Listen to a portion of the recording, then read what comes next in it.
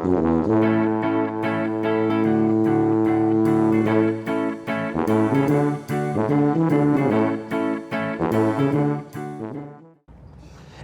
o File Transfer Protocol, protocolo de transferência de arquivos em geral. Aquele em geral que vai tirar a tua dúvida do FTP para os demais, tá? Aquele em geral vai tirar, tem que tirar a tua dúvida do FTP para os demais. Por quê? Se te perguntar, qual o protocolo que normalmente é utilizado para receber arquivos de e-mail? E aí aparece HTTP, FTP, POP3, SMTP e Telnet. Ó, qual protocolo é normalmente utilizado para receber arquivos, ou para transferir, melhor, para sacanear mais ainda, para transferir arquivos de e-mail? Vou mudar agora as alternativas, tá? Mudei o enunciado, vou mudar as alternativas. Qual protocolo abaixo é normalmente utilizado para transferência de arquivos de e-mail? HTTP, POP3, Telnet, SSH e FTP. De novo, qual o protocolo normalmente utilizado para transferência de arquivos de e-mail? HTTP, POP3, Telnet, SSH ou FTP? Transferência de arquivos de e-mail, POP3. Eu falei transferência de arquivos para te sacanear, mas protocolo de e-mail é POP3, por isso que eu não citei IMAP e não citei SMTP, porque eu falei só transferência. Mas o POP3 não é só para isso, Ah, olha aqui, gostei da tua dúvida, tá o cerne das dúvidas de todo mundo e eu quero que tu tire essa dúvida agora. Vem para mim. Eu falei transferência de arquivos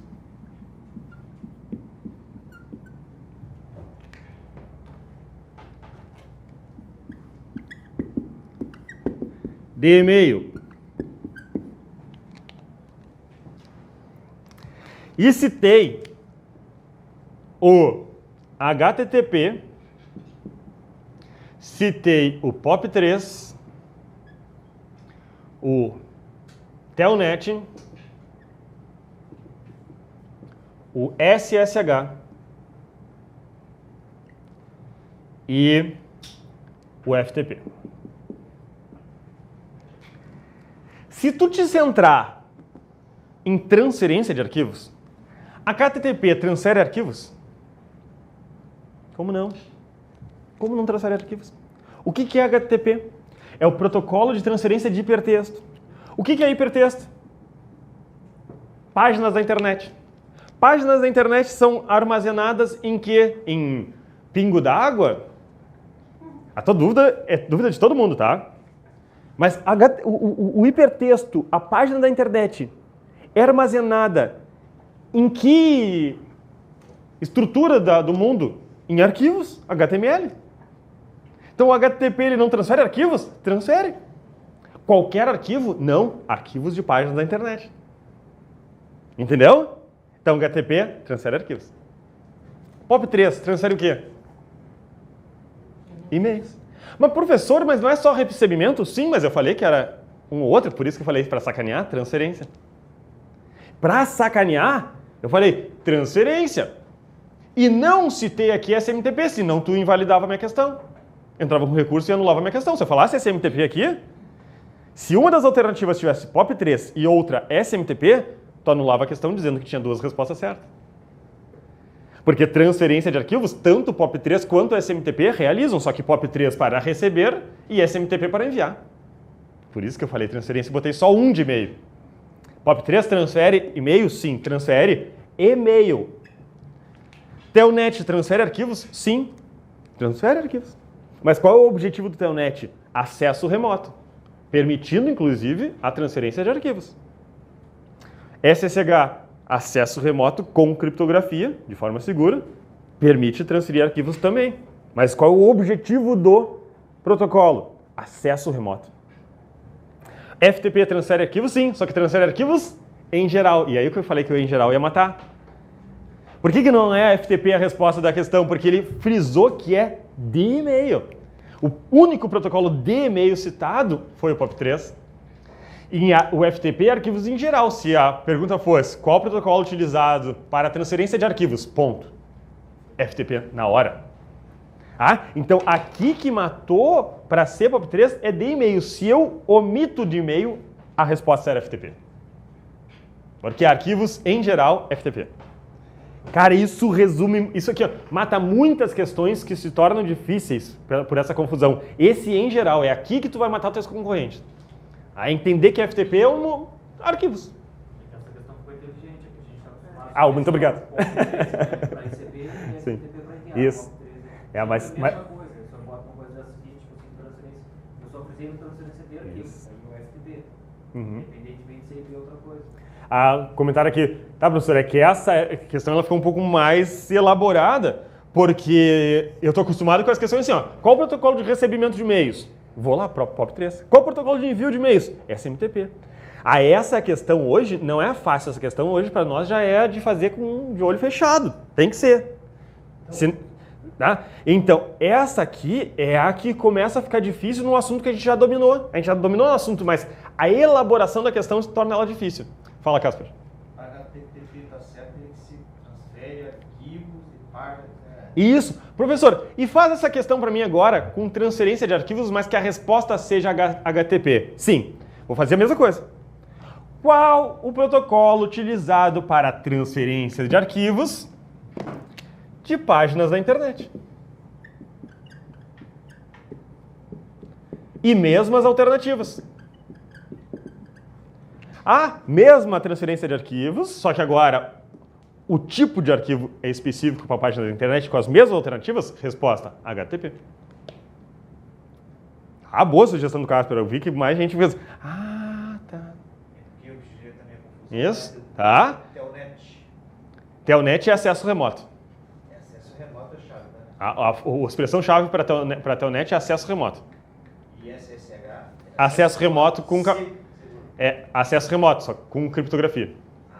Professor, mas eles transferem, eles Telnet transfere o arquivo e tu vai só acessar remotamente depois? Não, qual é o grande lance do SSH e o Telnet? O que é acesso remoto? Tem caído direto em editais e pouco em prova, mas pode cair isso aqui. Tu está na tua casa, tá? Tu conecta na internet, pode ter VPN ou não, normalmente tem. E tem um servidor lá na empresa. E tu quer acessar remotamente o servidor dentro da tua empresa, para pegar um arquivo lá, ou para modificar uma configuração lá dentro. Trabalhei muito com SSH para fazer fica de sobreaviso.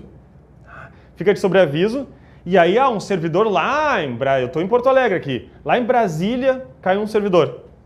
Aí de casa eu acessava um servidor de Brasília. Como é que eu fazia esse acesso remoto? Através do SSH. Chegava lá em Brasília. Aí abria na minha tela, uma tela como se eu estivesse lá em Brasília. Só que eu estava lá em casa. E eu dava comandos. Daqui a pouco, tem que pegar um arquivo que eu tenho que fazer alguma coisa elaborada que demora a fazer remotamente. Eu transferia ele para o computador da minha casa. Copiava esse arquivo. E abria ele aqui, mexia nele aqui. Porque era mais rápido de ficar mexendo remotamente. É custoso, porque uma rede até lá, né? Passa pela internet. Era mais fácil copiar, mexer aqui, atualizei. Agora vamos copiar para lá de novo. Então, o acesso remoto permite a transferência de arquivos. Quando vai transferir? Quando quiser, quando é melhor para o uso. Isso é acesso remoto. Acesso remoto se faz com Telnet ou SSH. Telnet é texto puro. Se alguém pegar no meio do caminho, vê ele. Texto puro é texto claro, sem criptografia. E o SSH é criptografado. E o SSH, aí ele vai exigir O SSH... professor, e esse acesso, o SSH, então exige senha. O Telnet não. Ambos podem exigir senha e normalmente exigirão. Mas tanto o SSH quanto o Telnet podem ser configurados para acesso sem senha. E mesmo assim, o SSH será criptografado. Autenticação e criptografia não são coisas sempre juntas. Tanto é que aqui eu separei na HTTPS. Ele implementa criptografia e certificado digital. Criptografia para sigilo, certificação digital para autenticidade. Autenticação e criptografia não necessariamente estão unidas. Não necessariamente estão unidas, mas normalmente, grande parte das vezes, o SSH pelo menos vai ter o usuário e senha habilitado. Quando tu desabilita, na verdade, tu bota assim, uma senha em branco. O cara bota com um usuário padrão, usuário e senha em branco. Mas é muito raro fazer isso com SSH. É muito raro. O que acontece muito é no FTP. O FTP é comum ter usuário Anonymous. Anonymous, esse aqui é com Y, né? Acho que sim. Usuário Anonymous do FTP. É muito comum. Tu bota Anonymous e senha em branco. E aí o FTP é configurado para aceitar o Anonymous. Então, Anonymous é um usuário já que existe no FTP, e por padrão no ambiente corporativo ele está desabilitado, mas tu pode configurar. Esse meu FTP aqui, ele aceita Anonymous. Por quê? Porque vai ter documentos públicos. Qualquer um anonimamente pode. A lista de ramais, bota no Anonymous. A lista de aniversário do pessoal, bota no Anonymous lá. Ninguém olha. Tem aqueles clipping, né, uns jornalzinho que agora, em vez de botar as empresas imprimir, botar o clipping na mesa dos funcionários ou na hall de entrada da empresa, publicamos o clipping. Pode publicar na intranet da empresa, numa página, seria melhor, mas pode ser, tá lá no FTP. Vamos lá. IMAP, POP3 e SMTP, protocolos de envio de e-mails. IMAP, gerenciamento de e-mails. Gerenciamento de e-mails. Por padrão, espelha as mensagens do servidor para o cliente. POP3, recebimento de e-mails. Move as mensagens do servidor para o cliente de e-mail. SMTP, envio de e-mails. Desenharei aqui um esquemão que eu já desenhei no teórico, sempre desenho, e vale ouro. Tem aqui um provedor de internet. Um provedor de internet, por exemplo, um Gmail. Tem aqui um provedor de internet do Hotmail. Esse cara aqui decidiu, da cabeça dele, que ele ia acessar através de um webmail. Esse cara decidiu que ele ia abrir uma página da internet lá com o endereço do Gmail. Quando eu abrir uma página da internet com o endereço do Gmail, o que vai começar? Como é que vai começar o endereço? www, mas antes do www. HTTPS. Normalmente é S porque o e-mail precisa de segurança, né? Podia ser HTTP? Podia, mas aí ia passar descriptografado. Ninguém quer passar seus e-mails em branco pela internet. HTTPS, gmail.com. Então, esse caminho aqui, do cliente do webmail, ele decidiu acessar por webmail. Este caminho aqui de acesso ao e-mail através da web, isto é, do e-mail através das páginas da internet, é feito com o protocolo de páginas da internet.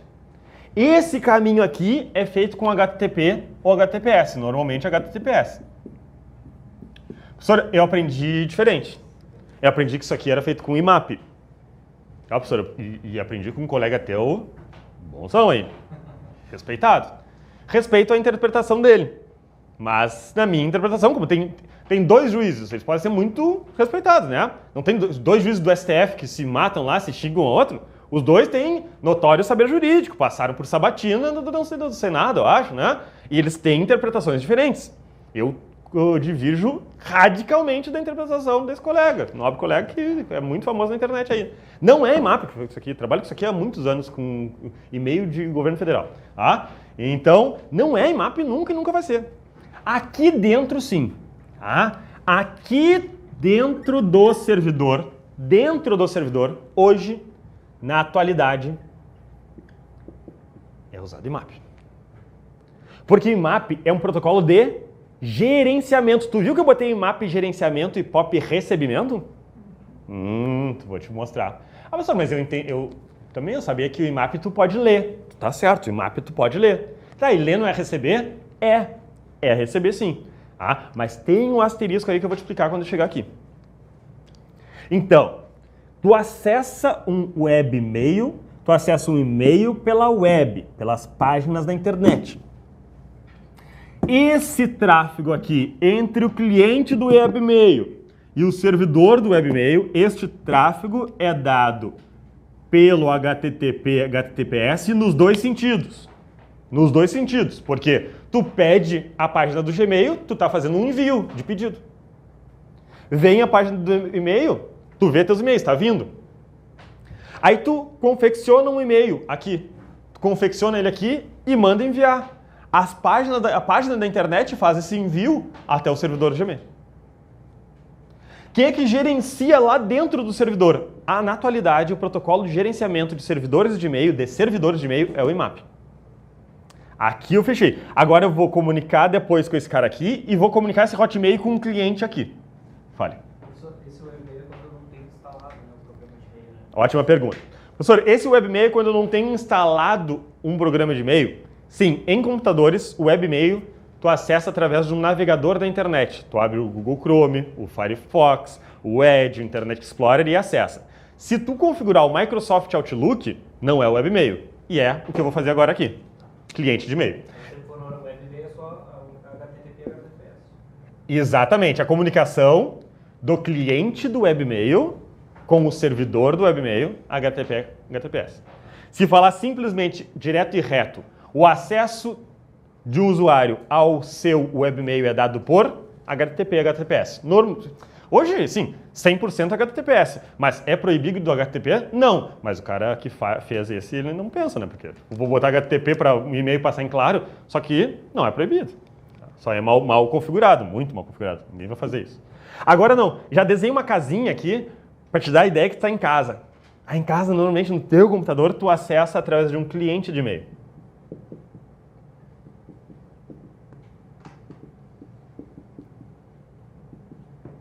Cliente de e-mail que cai nas nossas provas, Microsoft Outlook. Faz parte do Microsoft Office.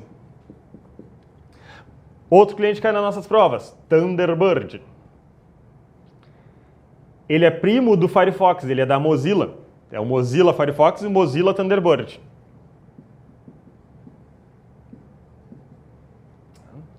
Quem está estudando para oficial de justiça do Rio Grande do Sul, cai Microsoft Outlook, tá?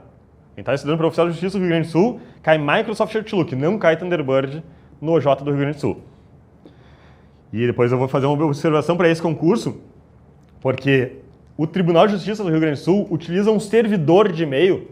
Tá? Aqui o servidor do Tribunal de Justiça do Rio Grande do Sul chama Microsoft Outlook, Microsoft Exchange. Esse é o servidor do TJ do Rio Grande do Sul, o Exchange.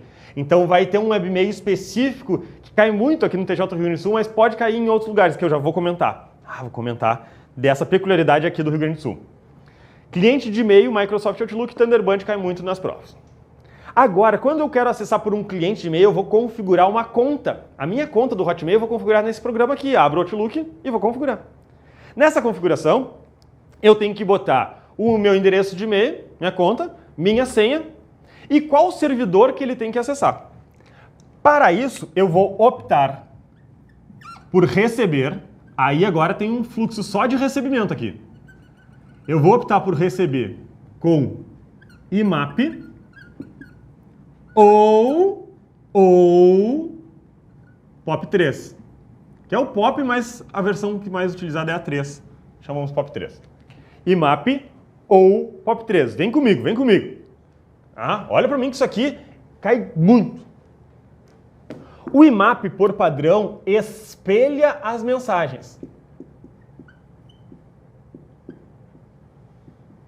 Num fluxo de recebimento. E o POP3, por padrão, move as mensagens. Num fluxo de recebimento. Professor, normalmente eu uso, no português, assim, ao contrário de mover, copiar. Por que tu não botou copiar? Porque não é copiar, é espelhar. Qual é a diferença de espelhar e copiar? Se eu copiar, eu tenho uma mensagem no servidor, faço uma cópia para mim, fico com quantas mensagens? 2. E não é isso que acontece. O que acontece é que ele espelha. Quando eu tenho um espelho, eu tenho um objeto e o seu reflexo. A alteração no objeto altera o seu reflexo. Então, no IMAP, nesse espelho, se tu deletar a mensagem do servidor, some do cliente. Se tu deletar do cliente, some do servidor, porque há uma sincronia. Há um espelho. Por enquanto tá ok? Agora vamos enviar. No envio, eu tenho o SMTP. No envio, eu tenho o SMTP. Protocolos nada. Servidores de e-mail fazem a comunicação entre eles sempre num fluxo de envio. Sempre com o protocolo SMTP. Essa é a questão dificílima aqui. Os servidores de e-mail fazem a comunicação sempre num fluxo de envio. Sempre com o protocolo SMTP. Resumindo. O acesso ao webmail é acesso de e-mail através das páginas da internet. E-mail pelas páginas da internet, página da internet HTTP ou HTTPS, como é e-mail HTTPS. Gerenciamento de caixas postais dentro do servidor. Gerenciamento de caixas postais, IMAP. Recebimento em cliente de e-mail. Leitura em cliente de e-mail, IMAP ou POP3. Sendo que o IMAP espelha e o POP3 move. Envio, SMTP. Do cliente para o servidor, SMTP. Comunicação entre servidores, SMTP.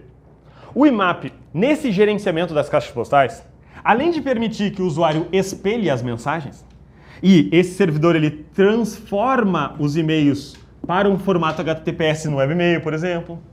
Mas, além disso, ele tem as funções de gerenciamento de e-mails. No gerenciamento, ele permite o compartilhamento. Compartilhamento de caixa postal. Ele permite filtros no servidor. Ele permite gerenciamento de pastas no servidor. Como ele está lá dentro do servidor, ele permite tudo isso dentro do servidor. O que um servidor que seria compatível só com o protocolo de recebimento POP3 unicamente, não permitiria pastas no servidor, por exemplo. Servidores antigos de e-mail, quando eles não tinham compatibilidade com o IMAP, as pastas eram só no cliente de e-mail. Não existia pasta no servidor. Fala em compartilhamento de endereços? Não, compartilhamento de caixa, de contas, de caixas. De caixas. Tu vai sair de férias. Assumir de oficial de justiça no Rio Grande do Sul. Vou sair de férias. Vai ter outro oficial de justiça que vai ficar no teu lugar. Tu não pode nunca passar o usuário e senha para ninguém. Nunca. Vou sair de férias, pega meu usuário e senha. Não pode. Tu vai compartilhar a tua caixa postal no servidor com ele.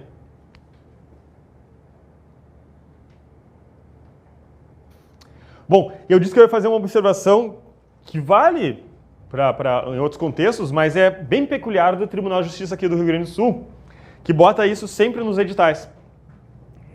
Inclusive, os editais anteriores aqui para o Oficial de Justiça no TJ foi da Banca FAURGS, mudou para a FGV, e esse item que eu vou falar agora, que não é clássico do edital da FGV, foi carregado para o edital novo da FGV. A FGV não bota literalmente isso aí nos seus editais. E para o TJ do Rio Grande do Sul agora, classe O, Oficial de Justiça, foi inserido esse item, chamado Microsoft Outlook Exchange Web Access ou Web App. Então é uma questão bem particular do TJ do Rio Grande do Sul, mas pode cair em outros concursos, que tu vê isso aqui, ó. Microsoft Outlook. Deixa eu colar aqui para não errar, que se tem um Outlook Exchange, não me lembro se aparece Exchange, mas é o Microsoft Web Access, ou também chamado Web App. Ó. Microsoft Outlook Web Access, ou chamado Web App agora. Outlook Web Access barra, aqui tem uma barra, ou Web App. As versões atuais estão chamando de Web App.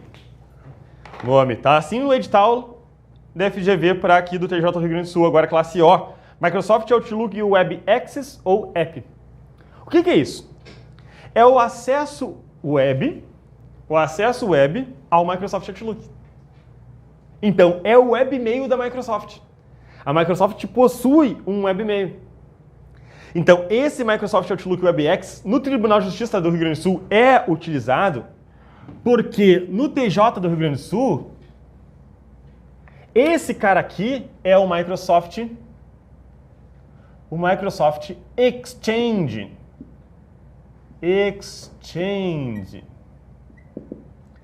Então lá no TJ do Rio Grande do Sul é o servidor do TJ do Rio Grande do Sul é o Microsoft Exchange. Só o TJ do Rio Grande do Sul que tem esse Exchange? Não! Um bando de lugar. Há muitos e muitos, muitos órgãos públicos que têm o Exchange e caem em prova isso. Quem faz para a área de TI, cara, isso aqui cai em tudo que é digital, o Exchange. Tudo que é digital cai isso aqui. Só que é característico do TJRS botar nos editais de tudo que é cargo esse acesso. Então, se no TJ do Rio Grande do Sul falarem o acesso por cliente de e-mail Microsoft Outlook é aquele integrante do Microsoft Office. É aquele que tem que configurar uma conta de e-mail no teu cliente. Tá desse lado aqui. Se no TJ do Rio Grande do Sul colocarem lá Microsoft Outlook Web Access, é aquele web e-mail. É aquele que se eu abrir o site do TJ do Rio Grande do Sul na direita vai ter um e-mail. Tu trabalha lá, não tem teu e-mail, não aparece lá na direita, acessa o e-mail na página do TJ? Tu está acessando o quê? Tu está acessando o Web Access. Quando tu ingressa na tua conta do TJ, de funcionário do TJ, tu acessa o Web Access. E tu está vendo os e-mails que estão no servidor do TJ. Onde? No sistema Microsoft Exchange. Se tu está vendo essa aula e tu não vai fazer para o TJ do Rio Grande do Sul e tu tem no teu edital, manda mensagem para mim. Eu estou fazendo uma coletânea de vários locais que cobram isso aqui, porque é uma peculiaridade da tecnologia do órgão. Se o órgão não comprou esse sistema aqui, ele não tem tanto do que cobrar. E mais, tem uma paixão, não sei porque o TJ ele se apaixonou por cobrar isso aqui. Tá? Professor, como é que tu conhece cada itemzinho? Eu tenho informantes. Vamos lá, passei. Telnet e SSH, então são acessos remotos. Acessos remotos, como eu expliquei antes, eu estou em casa, quero acessar, ou estou numa sede da empresa, quero acessar outra sede da empresa, um servidor e mexer lá dentro. Telnet e SSH. O Telnet passa texto puro, se alguém capturar uma informação vai conseguir ler, está aberto, e o SSH passa criptografado. DNS, Domain Name Service, traduz nomes para endereços IPs, nomes de domínio. Cai demais, tem que saber. Putz, que cai isso aqui. E o DHCP, configuração automática de rede. Ao invés de um técnico ter que ir até o teu computador, configurar ele para ingressar na internet, numa rede, o DHCP faz isso automaticamente. Na internet, desde que eu comecei a utilizar a internet, que a primeira vez que eu tive internet em casa foi em 94, por aí, 93, 94. Bota tempo nisso. Já tinha DHCP automático. Mas quando eu comecei a trabalhar com redes, trabalhar mesmo, foi em 98, comecei a trabalhar com redes, não existia DHCP na rede que eu comecei a trabalhar. Já existia o DHCP, mas tinha redes mais parrudas, assim. Eu trabalhava num órgão público aqui do Rio Grande do Sul e não tinha ainda DHCP. Daí eu participei da implantação do DHCP em 1999. Até então, para botar um computador na rede, tu tinha que sentar na frente dele. Ir lá até o computador, sentar e botar as configurações de rede. Quando entrou o DHCP, não precisou mais, porque daí tu tem um servidor e um computador que se conecta nessa rede e pergunta: ei, quem é o DHCP aí? Daí o DHCP, sou eu. Tudo bem, prazer. Deixa eu ver as tuas credenciais de acesso aqui. Normalmente o endereço MAC que vai dizer se o cara pode entrar ou não. Normalmente é isso. E aí o cara atribui para ele, o DHCP atribui para ele as configurações. Tá aqui tá as configurações. As configurações essenciais para ingresso na rede é o número IP, que vai identificar logicamente esse novo computador na rede, o número IP. O endereço do servidor DNS, para que esse novo computador consiga navegar nas coisas. E o gateway padrão. Então as configurações do DHCP essenciais é número IP para ingresso, o DNS, o servidor DNS e o gateway padrão. Passamos. Posso passar aqui? Copiaram? Dúvidas sobre isso? Aplicação? Depois eu vou te ensinar uma mandruja para decorar todos que são da aplicação. Protocolos de transporte, TCP e UDP. Só esses dois que a gente vai trabalhar. No nosso escopo que cai de transporte, só esses dois, TCP e UDP. TCP é o com controle de transmissão, então tem garantia de entrega. Garantia de entrega não é a garantia que será entregue. Garantia de entrega é a ciência pro remetente se foi entregue ou não. É igual carta registrada. Quando tu manda uma carta registrada, o correio diz, cara, garanto pra ti que eu vou entregar para essa criatura, nem que tenha morrido, eu boto no velório. Não, né? Ele diz, ó, garantia de entrega. Eu vou tentar tantas vezes, se não conseguir, eu te entrego de volta a carta e te digo por quê. Se eu entregar, eu te devolvo o recibo dizendo que entregou. Entreguei. Então, a garantia de entrega é a garantia da comunicação, de tu ter ciência do que aconteceu, de sucesso ou fracasso. Então, o TCP, ele fornece garantia de entrega. Ele fornece validação de sucesso ou fracasso na entrega. Já o UDP não. O UDP é sem garantia de entrega. Ele é conhecido como um protocolo, sempre foge a palavra que caiu em prova já, e tem na bibliografia, protocolo otimista. Ele é um protocolo otimista, porque ele envia. Ó, o UDP, tá, tu enviou, mas tu vai lá ver se recebeu? Não. Eu só envio. Daí, se o cara lá não receber, tu tem que implementar um controle na aplicação. Na aplicação, um controle, se não recebeu, pede de novo. É igual tu manda uma carta normal para alguém e diz, cara, acabei de botar aquele documento no correio, tá? Deve chegar daqui a 3 dias, deve estar aí. Qualquer coisa, se não chegar, tu me liga. Então isso não é uma garantia de entrega no correio. Tu implementou em outra camada, no telefone, nas pessoas, uma garantia. Cara, se não chegar, tu pede de novo. Isso é o UDP, tu manda. Se o cara lá que está esperando alguma coisa não receber ele, não chegou. Tem que implementar na aplicação, porque o UDP não implementa a garantia de entrega. Logo, o UDP é mais ágil do que o TCP. Porque ele tem menos uma função. Se ele tem menos uma função, ele é mais ágil. Por isso que o UDP ele é preferido e o TCP é preterido em algumas comunicações.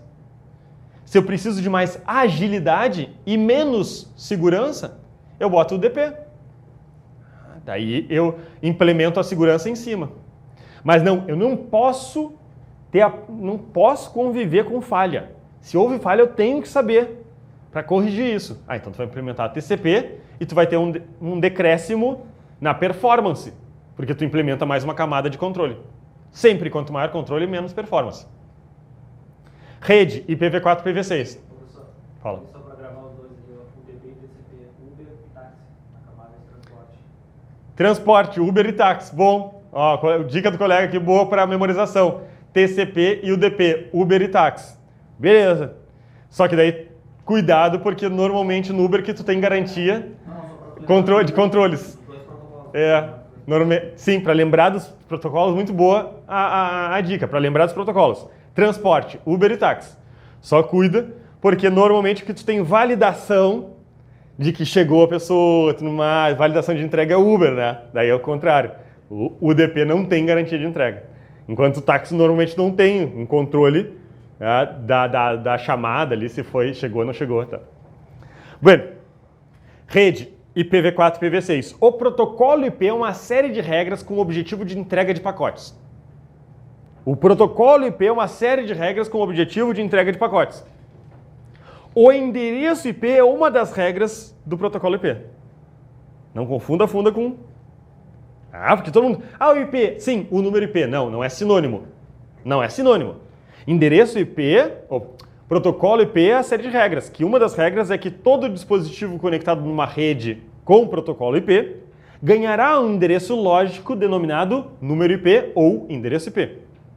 Este endereço IP, na versão 4 do protocolo, possui 32 bits, gerando aproximadamente 4 bilhões de endereços distintos. E com o advento da internet das coisas, com a disseminação da internet, houve a possibilidade, o risco de esgotamento dos endereços IPs e o surgimento do IP versão 6, aumentando de 32 para 128 bits os endereços IPs. Assim, ao invés de formar 4 bilhões aproximadamente de endereços distintos conforme o IPv4, o IPv6 forma 3,4 vezes 10 na 38. 10 elevado a 38 endereços distintos. 3,4 vezes 10 elevado a 38. Fala isso por extenso. Esses dias eu fui pesquisar na internet, que eu sempre faço a piada. Ninguém fala isso por extenso, daí fui pesquisar na internet e já falaram, já botaram por extenso. É não sei quantos quintilhões, se não me engano, sextilhões, é um númerozão enorme de endereços distintos. Claro, tem mais número de bits, tu consegue fazer mais combinações.